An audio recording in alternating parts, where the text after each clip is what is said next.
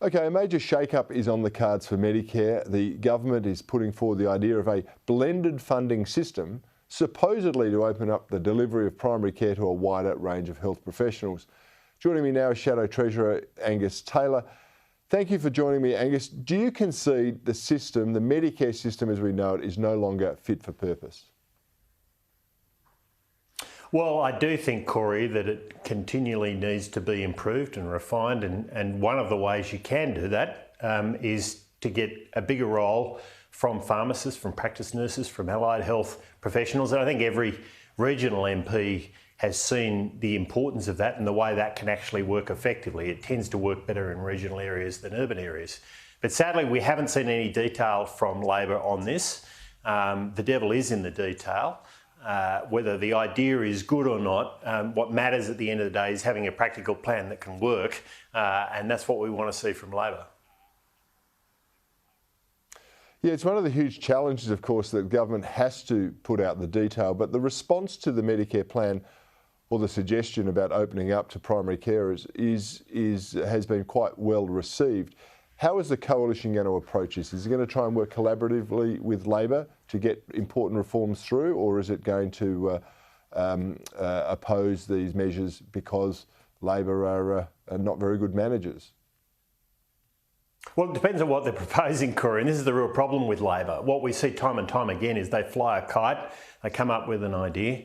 Often it's directionally right, but at the end of the day, it can't deliver. I mean, we've seen that with their energy policy, which has been a complete disaster. So we very much want to see what they're offering in detailed terms before we respond to it. As I say, I mean, I've seen the way different practitioners can work together in regional areas, and in particular, that's where we've seen it, and that can be a very good thing, but the devil is in the detail.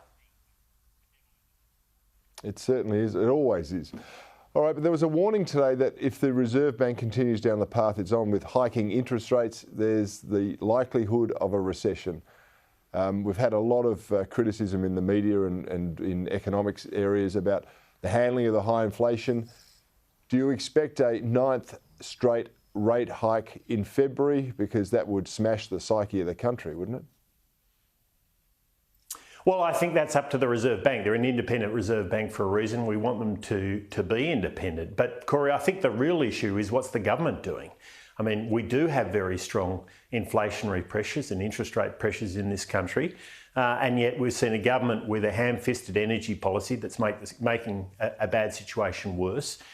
We've seen a government exacerbating the industrial relations situation right now with a multi-enterprise industry-wide bargaining. That's only going to make the situation worse. And we've seen a budget back in October which has increased spending by over $100 billion. Now, none of those things are the things you want when you've got inflationary and interest rate pressures.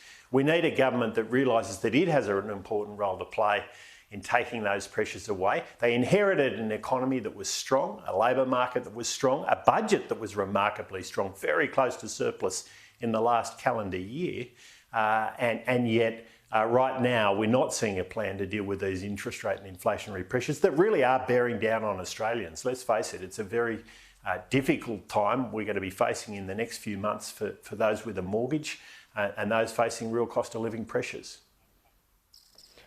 Yeah, I take your point, Angus, about the Reserve Bank being independent, but you know, the government does have a role to relieve pressure on interest rates. And you talk about the individual mortgage holder. If you've got a $500,000 mortgage, on the back of last year's rate rise, there's about $10,000 in increased annual repayments. This is smashing budgets. What should the federal government be doing to relieve those cost of living pressures for, you know, the mums and dads, the households out there who are already struggling? Well, that is the right question. And you know, as I say, it's avoid doing stupid things. I mean, their energy policy, you know, trying to impose price caps, well, the intent might have been right, but the outcome is absolutely wrong. We're not going to see a reduction in energy prices. We're seeing an increase, and we're seeing a loss of supply, which is only going to make the situation worse. We've seen industrial relations legislation pushed through the Parliament, which we know is going to make the situation worse. And we've seen a budget which took no pressures off fiscal policy. Now, we know that if government spends lots of money, then that will put pressure on inflation and interest rates. Households will have to pay for that. And the truth of the matter is we saw nothing in the last budget which has taken those pressures away. They decided to have a budget in October. Normally they're in May, as you know, Cory, but delivered no real plan for these situations and these pressures. So it's a government that isn't dealing with the pressures that it's facing, despite the fact that it inherited a very, very strong economy.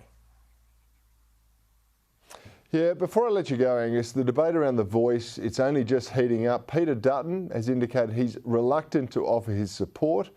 Where do you stand personally, and do you actually think this can get through in a referenda without bipartisan support?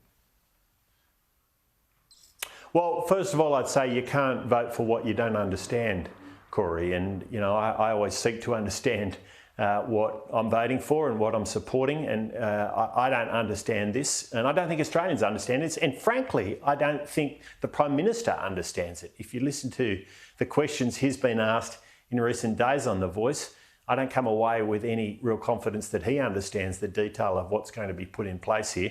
And in that case, it's very hard to support it, isn't it?